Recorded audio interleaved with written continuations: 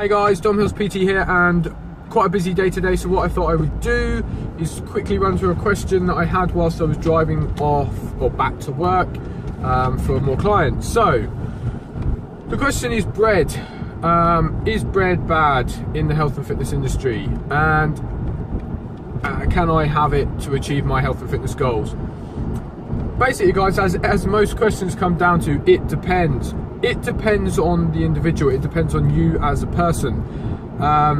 Let's put it this way, if you have bread and you bloat and it makes you feel like crap, then probably don't have it in your health and fitness goals, because it's going to cause inflammation in your gut, which means your gut digestion is going to be bad, or it's going to be worse off for the next few days, which means your body's not going to digest and utilize all the nutrients that you're taking in. But let's look at the people who can have it, the lucky ones of us, okay?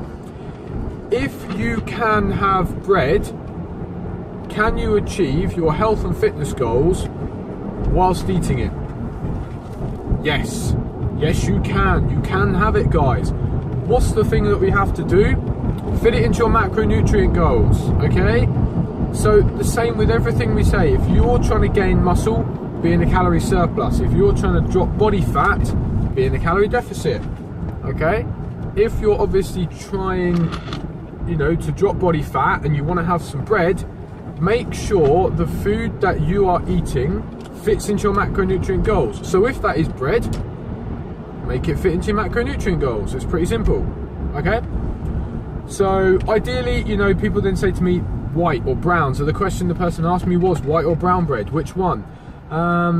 Evidence has now shown that white bread and brown bread, there's not a massive difference in terms of the rate at which they spike your insulin. Also, what you need to look at, guys, is when you mix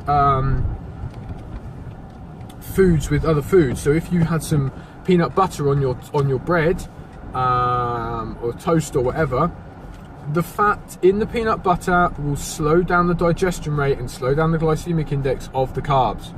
Okay, so don't be overly obsessed about that side of things. Ideally, I would say to most clients, stick to brown. Why? More fiber. Okay, so that's basically the main one, and obviously it's less refined. Other things I used to try when I was doing my comp prep, I ate bread, or I ate wheat-based bread products when I was doing my comp prep, and I was doing my pita pizzas, so using a pita as your pizza base, and then obviously topping it with pizza toppings, whatever you like, and doing that, and they're really, really, really good. And I was doing probably that meal once or twice a week, and I was having 2 pitas at a time. So I would say to people, you know, start slow, see how you go with it. Don't go and eat a whole loaf of bread a day, but definitely, you know, if you can have it, then incorporate it in, because I'm not gonna lie, guys, bread tastes nice. Okay, so main points to cover. If you want to have bread in your diet and you get on perfectly well with it, make it fit into your macronutrient goals. Don't overdo it, okay? Probably 1 to 2 slices of wholemeal bread a day, or looking at something like one,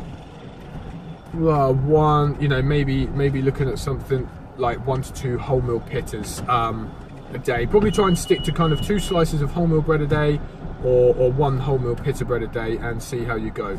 But I'm at work, so I'm going to crack on with my clients and keep the questions coming. Until next time, Dom Hills PT, peace out.